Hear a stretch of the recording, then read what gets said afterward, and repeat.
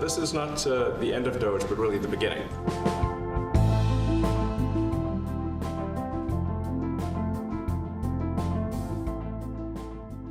Hey everybody, it's Jamie. So as ever, lots has been happening in the Trump administration over the past few weeks. We are here today with Alex Shepard, senior editor at the New Republic. Hey Alex, it is always so great to have you on. It's great to be back. So we're going to pick three things today. I know that we could pick more than three things, but we're going to pick three things. Elon Musk's exit from the Trump White House, Trump's war with Harvard, and we're going to talk about where we are right now with the on-again, off-again tariffs as they get kicked around the courts. Okay, let's get into it.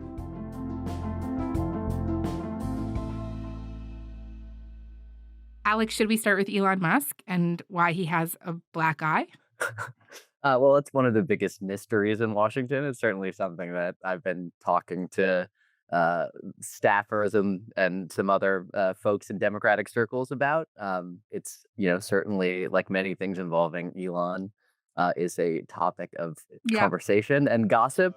Yeah, no, I was just messing around with little X, and I said, go ahead, punch me in the face, and he did. Turns out even a 5-year-old punching you in the face actually does. That was X that did? Yeah. X could do it. If you knew X, you I could saw do his mom it. right now. But I didn't really feel much at the time, and then I guess it bruises up.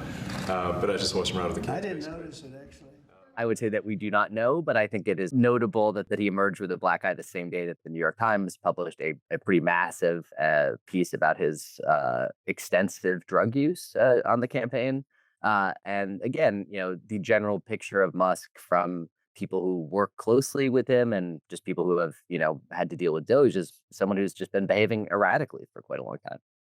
I mean, first of all, he showed up to this Oval Office send-off that we're going to talk about right now with a black eye. And secondly, this New York Times piece that dropped hours before that event in the Oval Office claimed that Musk was taking ketamine so much while working for the administration that he was having bladder problems.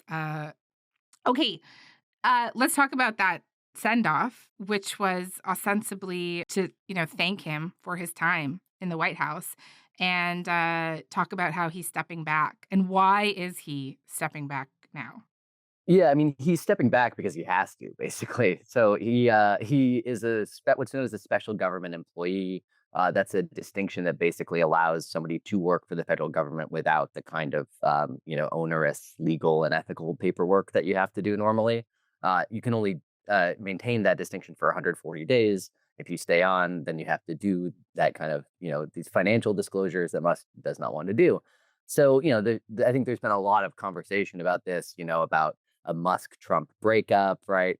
Democrats have certainly declared victory here. On the right, you're seeing a lot of people, thanking Elon, while, quietly a lot of lawmakers are happy to see him take a step back. But the truth of the matter is that this was always going to happen this way.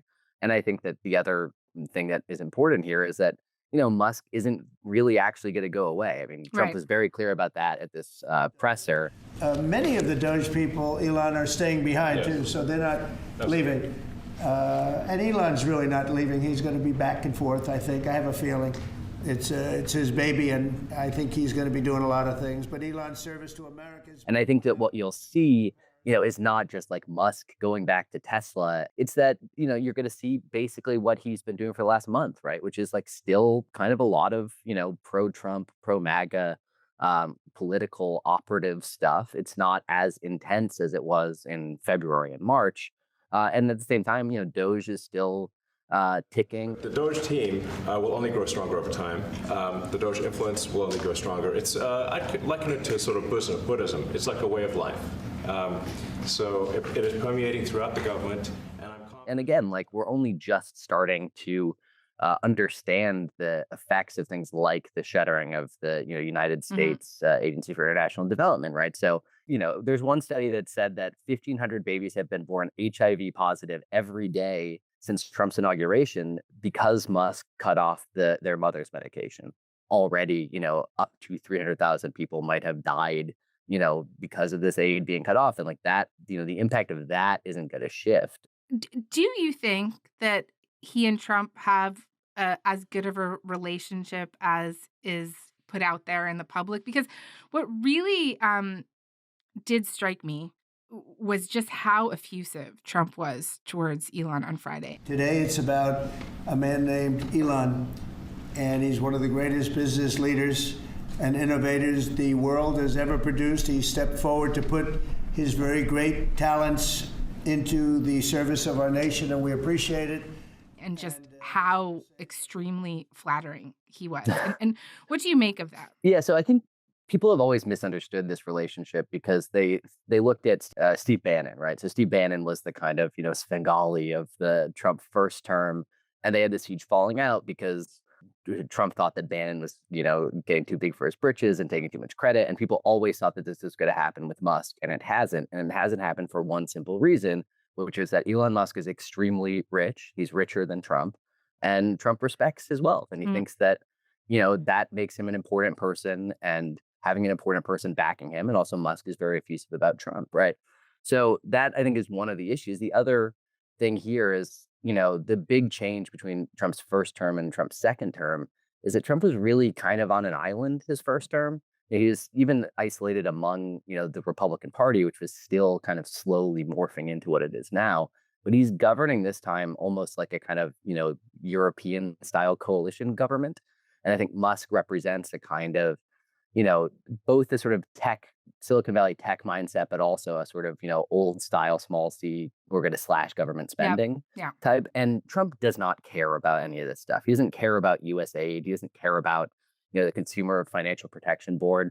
So Musk, taking on a lot of this stuff, he's just doing parts of government that Trump isn't interested in anyways. And, I think when he has on the handful of occasions that he's stepped over his lane, particularly on issues of immigration, that's, I think, where there's a little more friction. Yeah, I mean, I thought it was interesting to hear Elon talk about how he was disappointed with Trump's spending bill that they're trying to pass right now, which increases the budget deficit, not just decrease it, and undermines the work that the DOGE team is doing. One of the things that bill does, among many, many things, including cutting Medicaid for a lot of people. Although I imagine Elon isn't unhappy about the $1 trillion tax cuts that largely benefit rich Americans. But I mean, it is interesting to see them diverge and still maintain this relationship. It's just kind of unusual for Trump, right?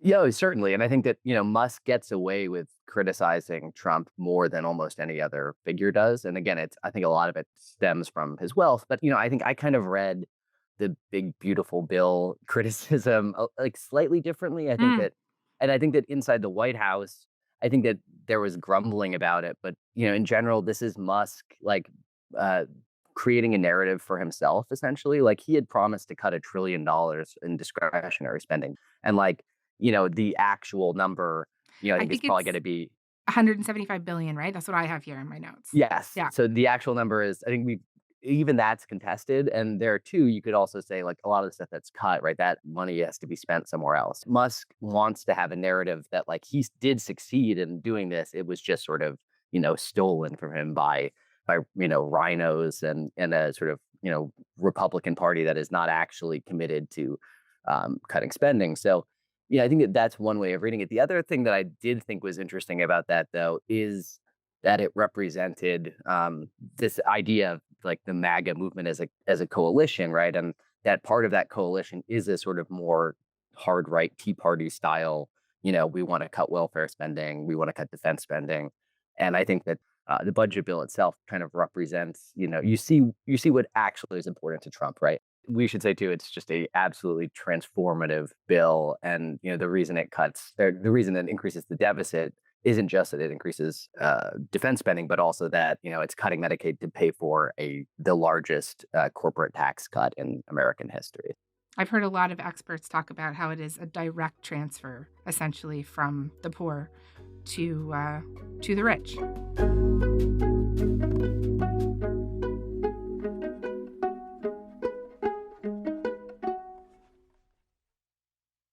Let's talk about two big fights that are happening in the courts, right? Two big fronts for the Trump administration that have essentially collided with the courts recently. The first is obviously tariffs. Last week, two federal courts blocked much of Trump's Liberation Day tariffs. Basically, they invalidated all the tariffs the administration put on that were rooted in this emergency law that is meant to address unusual and extraordinary threats during a national emergency. The court's basically saying, like, this is not what the law is for. And this includes the emergency fentanyl tariffs that the administration has placed on Canada. I'll just note the court did not address some of the industry-specific tariffs like autos, steel, and aluminum, all of which do affect Canada. And Alex, what is the latest here from a court's perspective? Basically, the court said what is obviously true, which is that you can't just go and just say everything, all the toys in China, everything else Yeah. that is coming from China is gets a 90% tariff, right? That there needs to be a clear rationale spelled out.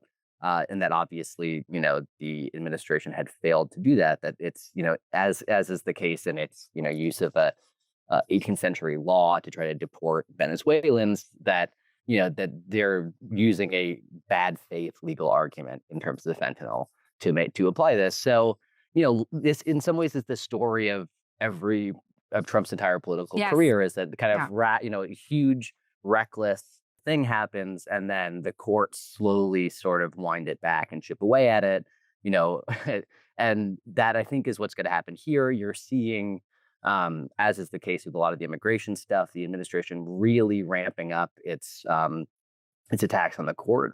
There's signs that there's a break with Leonard Leo's Federalist Society, the most influential right-wing network of lawyers, has completely remade the courts, and I think that there's just a lot of frustration there, but I don't entirely know what they're going to do about it. I mean, you could see essentially them now just trying to use Section 232 to, apply more sector-based tariffs here. But in general, I think that they're just kind of, they're out of road, but Trump, is still going to use the tariffs that he has to apply pressure to China, right? That's, I think, Yeah. the most important thing here. And again, also to continue this kind of hot cold strategy that he's done so far, where he kind of floats a tariff for a long time, the market crashes, and then everyone's jubilant, when he backs off. And Yeah. I mean, right, he threatened the 50% tariffs on the EU and then backed off. And all of this has kind of earned him this acronym, this moniker, TACO. Just for someone who hasn't heard of it yet, just maybe you could explain it to me. yeah, it's Trump always chickens out. I kick out? Chicken out. Oh, isn't that nice? Chicken out. I've never heard that. You mean because I reduced China from 145% that I set down to 100 and then down to another number? And I said, There was a story that basically said that this is it's been going around sort of Wall Street circles. Trump knows about it. He's been asked about it, and he was kind of angrily, responded angrily. we were basically going cold turkey with China. We were doing no business because of the tariff, because it was so high. But I knew that. But don't ever say what you said. That's a nasty question. And I think there's some concern that this will make him less likely to pull back on these this sort of tariff threats. But I just think that that's not going to happen. Like this is just the way that he operates, right? Yeah. He tweets something that is, incendiary, and then ultimately, like, the bond market and the stock market, mostly the bond market, it causes him to pull back, right? He's got a lot of rich friends who convince him to not do this, and I think he remains certain that tariffs are not just like economically transformative, but like they have almost magical properties in his Yeah. mind. But there's no real sign that he has this sort of gall to sort of apply them worldwide. The one very notable exception here is China, Yeah. and I think that that's the area where our understanding of, and even of taco, is kind of wrong, in that, like, people celebrate him pulling back in a lot of other ways, but the tariffs on China remain high, and that's the area in which I think you're going to start to see. Yeah, like a real fight.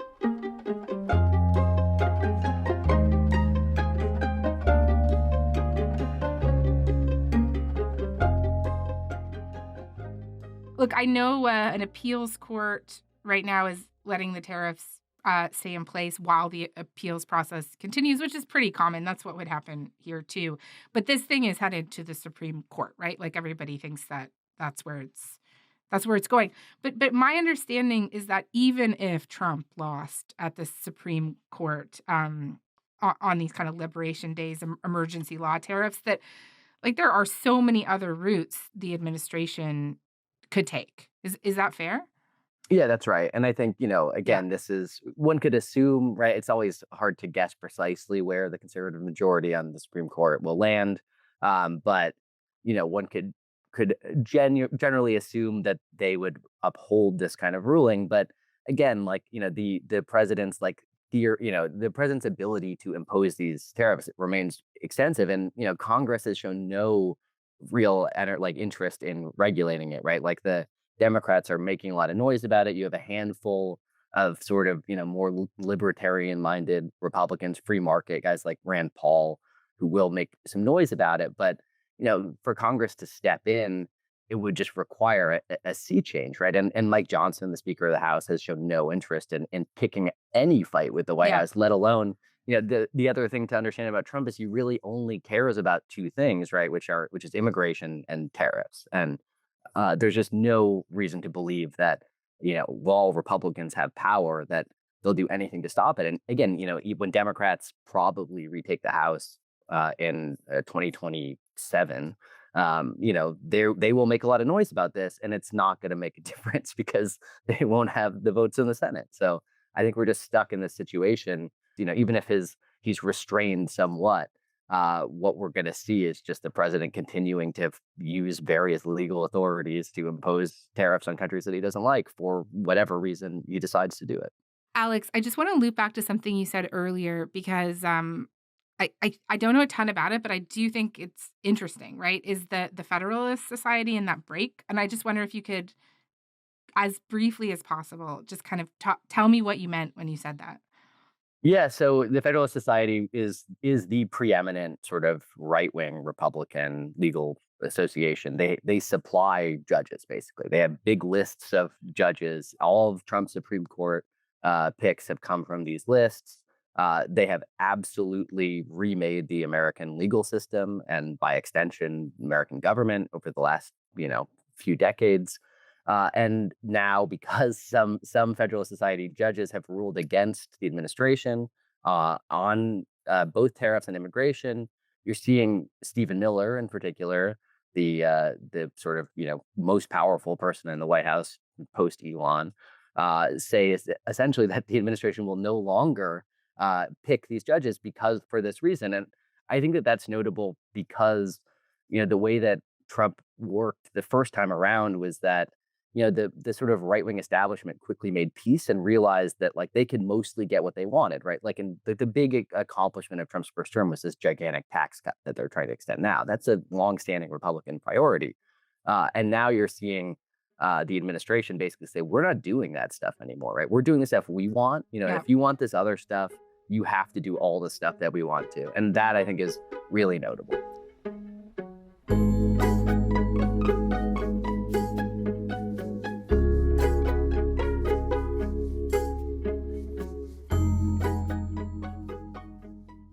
All right, let's move to our last topic, which is this fight between the administration and Harvard. This is a full frontal attack on the administration last week. I don't even know if I have all the stuff here, but the administration threatened to redirect $3 billion in funding to vocational schools.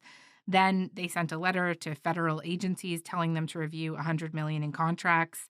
This was in addition to them freezing more than $3 billion in research grants and suspending foreign students from enrolling, which has been blocked by a judge for the time being. We've talked about why the administration may be doing this on the show before. Secretary of Homeland Security Kristi Noem says it's about Harvard being an anti-Semitic place. She's talked about how the school uses, quote, racist DEI policies. She's talked about how this should be a warning to all universities and academic institutions. But just talk to me about what a lot of people think this administration is really trying to accomplish here when it comes to higher learning in the U.S. And maybe you could set this in a larger context for me, because this is not some completely new gripe or complaint that they have. Yeah, this is, I mean, one of the oldest sort of new right, whatever you want to call it, gripes that there is, right? Like essentially, the contemporary Republican Party formed in opposition to student protests in 1968, right? Like Ronald Reagan's rise to prominence was calling out students at UC Berkeley in the mid 1960s, and for a lot of conservative Republicans, not higher education, but specifically elite institutions of higher education are laboratories that are producing Marxists, right? And they're unmaking America. They firmly believe that, places like Columbia, Harvard, University of Pennsylvania are indoctrinating America's youth, that they're, forming the new ranks of the Democratic Party, that they're pushing, the country into socialism. Trump has spoken with a lot of venom about Harvard. Part of the problem with Harvard is that there are about 31%, almost 31% of foreigners coming to Harvard. We give them billions of dollars, which is ridiculous, but they refuse to tell us who the people are. We want a list of those foreign students, and we'll find out whether or not they're okay. Many will be okay, I assume, and I assume with Harvard, many will be bad. And then the other thing is they're very anti-Semitic. Everybody knows they're anti-Semitic. But, Trump has not historically cared about this, but for a lot of big donors, a lot of people in this administration, remaking higher education is one of the most important things that they can do. And I think it's not just that. What they want to do with Harvard, isn't quite destroy it, although that's what they're doing. I think the invocation of DEI is kind of notable here, because what they want to do is essentially have DEI, but for Republicans, right? They want to force Harvard to become a laboratory for, the Make America Great Again movement, or, small C conservatives. And they're, I think, largely kind of succeeding right now. There's a story about how, universities have been quietly negotiating with the administration to try to avoid this kind of fight that Harvard's in right now. And again, I think Harvard standing up is one of the, it feels weird praising Harvard, but it's like one of the more notable instances of sort of courage and resistance here. At graduation today, Harvard President Alan Garber getting a standing ovation when he praised graduates from around the world. Around the world, just as it should be. While just across town, a federal judge extended her order blocking the Trump administration from revoking all foreign student visas at the university. But it is only a small win for Harvard. But it's risky, right? It's not popular with a lot of donors. And again, we're less than 6 months into a 4-year term here, Yeah. right? The idea that they can somehow wait this out, I think is pretty extraordinary. And again, they're going to be doing it without foreign students who provide, who usually pay full tuition and provide a lot of kind of overhead spending for these institutions. And, an endowment is not exactly something that you can just dip into, right? It's not a rainy day fund. Just explain that to me a little bit more, because I'm not sure everybody really understands how these endowments work, because you hear Harvard has a $53 billion endowment, and you're like, well, maybe they'll be okay. But just tell me a little bit more about how that actually works. Most of these are very long-term investments, or they're in things like real estate, or they're just held up.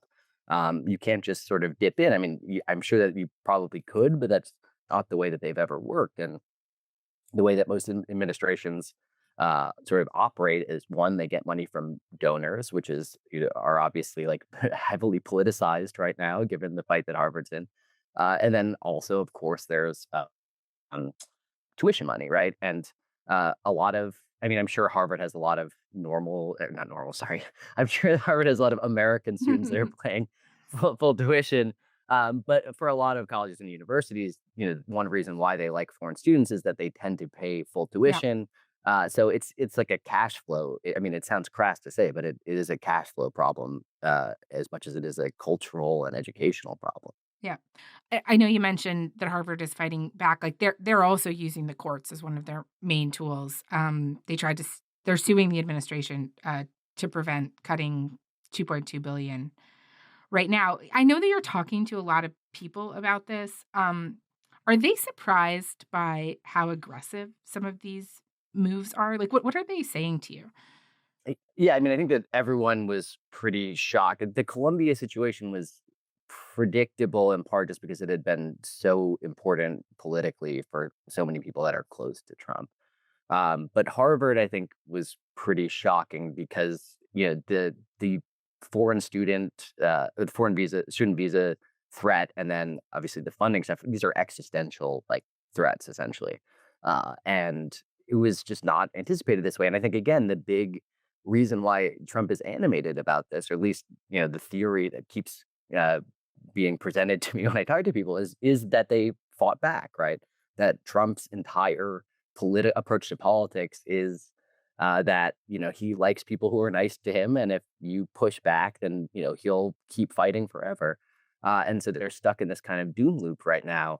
But I don't think anyone anticipated this, just because I think the prevailing theory was okay, they're going to go and crush Colombia over these alleged anti-Semitic incidents, and then everyone will just kind of dust off their hands and move on. But that's not how this administration is playing out at all. They are fighting to remake institutions that the sort of right-wing Republican establishment has long believed are laboratories of leftism, Marxism, et cetera.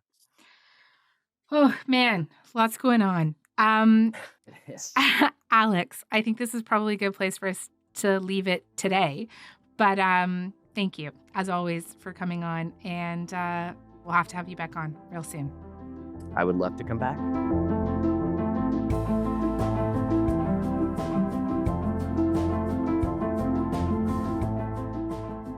All right, that's all for today. I'm Jamie Poisson. Thanks so much for listening, and we'll talk to you tomorrow.